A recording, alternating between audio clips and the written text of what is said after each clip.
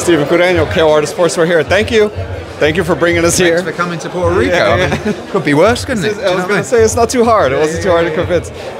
Yeah, man, it's a beautiful place and a beautiful fight card, man. This Paro versus Hitchens is a really 50-50 fight. Among media members, all of us are like, I don't know. I keep getting asked the question, why Puerto Rico? And it's like, look, we're going to be holding a number of events here every year. We've got funding from the government for World Championship fights here. It's a mandatory fight. It's on neutral ground.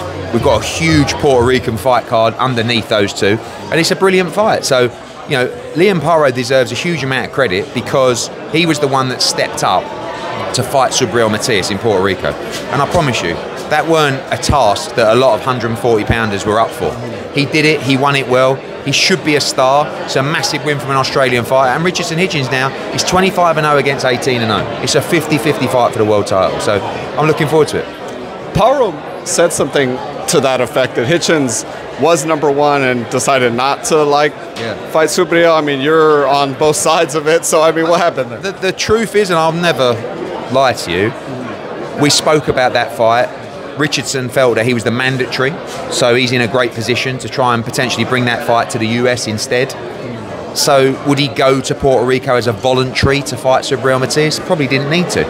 But I just don't think people were putting their hands up. Like, don't forget, at the time, wasn't he? Matias was the guy. He was the boogeyman. No one wanted to fight him. And Liam went, I'll fight him. Went over. He like nearly won every round. Do you know what I mean? It was a massive win. So, yeah, he deserves the credit. And victory for either man is going to walk them into a monster fight next. So everything to play for. In a hot division too, in a hot area right there in boxing. Man, you know, you mentioned the boogeyman. Obviously the boogeyman at 147, you know, was Boots there for a while. I feel like maybe he doesn't have that moniker anymore. Obviously, lots of rumors going around, right, that Boots declined it. First he was okay 54, then it was 47. I mean, can you just clear up what happened? Really simple. Boots never decided he was going to 154. After the fight, if you listen and you play it back, I might go to 54. Felt it was a bit of a flat performance. Got to have a think about it. He went on holiday for 2 weeks. We started to receive some offers for him to fight Ortiz. The first offer was at 147, which I thought was a bit... from Riyadh season. In these situations with Riyadh season, no one really makes the offer. It comes really from Riyadh season.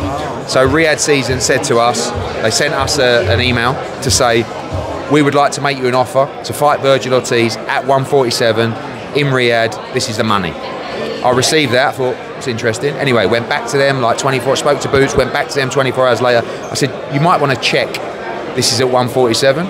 All right, came back a day later and said, it's at 154. I said, no problem. Let me go and talk to Boots. Came back, we had probably 48 hours to make a decision. I said to Boots, you got to make a decision. Oh, when? Now. Yeah. Do you want to move? Do you want to vacate the belt? And do you want to move to 147? Blimey. The reason that we took the Tudasian fight, which cost me a lot of money, and it was a fight that I didn't want to do, is because he told me how much he wants to fight the other champions at 47. So I know that already. And basically he said to me, I would rather stay at 47. If I move to 54, I will fight Vergil Ortiz in a heartbeat, but I don't want to vacate the belt. I want to try and unify. And that's it. And I know that like the social media swirl of, oh, what? It's like, it's not his weight class. He's a world champion at 47. When he makes the move, he'll take the fight. I like the fight because I think he wins the fight, and I like Vergil. But if you're going to move to 54, that's the perfect fight for us. But he's not going to move to 54. And you can keep this interview on record and you can say his next fight will be at 47. He's not going to, in a month's time, go, hi guys, I'm moving to 54. That's not the case, because if we're doing it, we would have taken the offer and we would have taken the fight. So it's 47 next. He will either unify in March or April or be in a huge fight against a huge name. And when we announce the fight, you guys will say, okay, fair enough. And like you said, you know, maybe a lackluster performance that will help us land a Stanionis or a Norman or a Barrios, because they might think they can win now. Do you think he was kind of unfairly judged on social media? Do you think people were like... Because he's a bit baffled by it. I spoke to him last night. I was going to say, what was your first conversation like? My first, you know, we've been talking to Saudis for like the last week or 10 days. We spoke to his team a little bit, but there was no decision to make till the offer came in. And Saudis move very quickly. Like, I'm closing fights on that card in 3 minutes of talking to someone. Do you know what I mean? So when you phone Boots and you say, right, we've had this offer, this is not like to dump your belt and to make the move to a new weight class. It's quite a big decision. And it's like, right, how long have we got? It's like, well, kind of they want to know tonight, but I could probably string it out for a day or two. And he's like, oh, I don't know, like, I really want to unify. Can we get the unification? I said, actually, I believe, yes, we can get the unification. He said, well, that's what I really want to do. I said, well, you got a decision. And the decision was, I'm staying at 47. Once he does that, there's no fight at 54. So, and we like the fight. But the reality is Boots is world champion. And to vacate and to move up for a non-world championship fight as well, I know the fans want it, but you've also got to look at your own career and your path. So he's a bit frustrated, but I really feel like once we announce the next fight, you guys will go, fair play. It makes sense. You know? Well, I mean, you still got it done with Vergil anyway, right? With Madrimov, which is an incredible fight. He's got to win that fight first. Right. Well, so I was kind of confused because Madrimov has a big, has Boacek and come through that fight, right? Obviously. And you could get cut, you could damage your hand, you could lose. In the war. Yeah, and I don't think it wasn't like Madrimov didn't push that fight with His Excellency to say, yeah, announce me. His Excellency said, if you win, would you do that fight? Yes.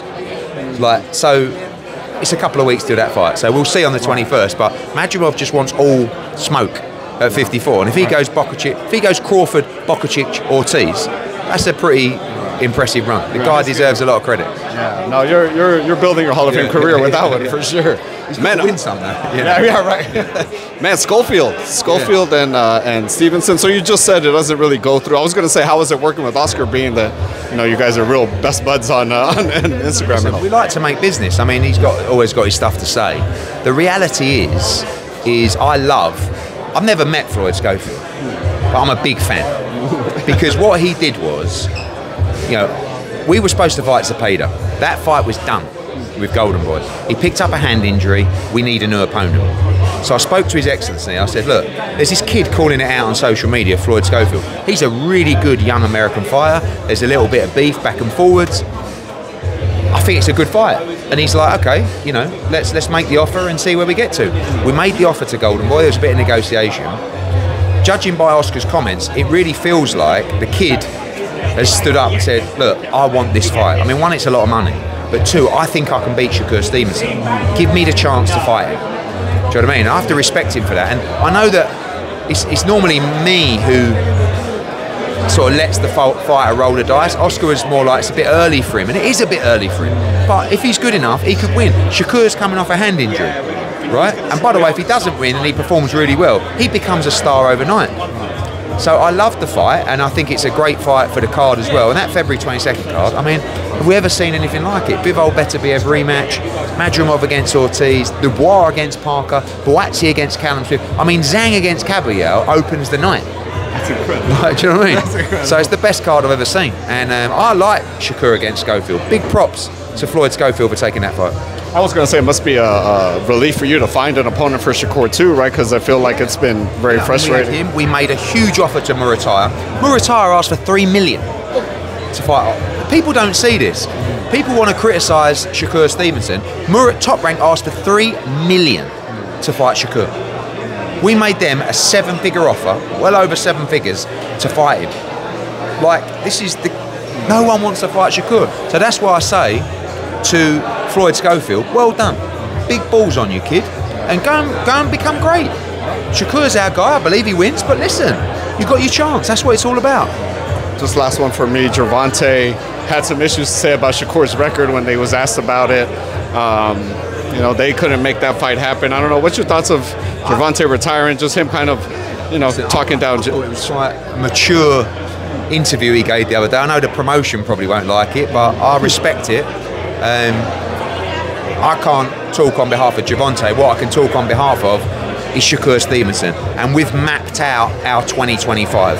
And it goes Floyd, Austin, Kid Austin Schofield, number 1. 2, William Zepeda in May. And then Gervonta Davis. That is Shakur's 2025. And we're ready. We're ready for all the smoke. It's a 3-fight deal with Shakur? No, two, but that's our plan.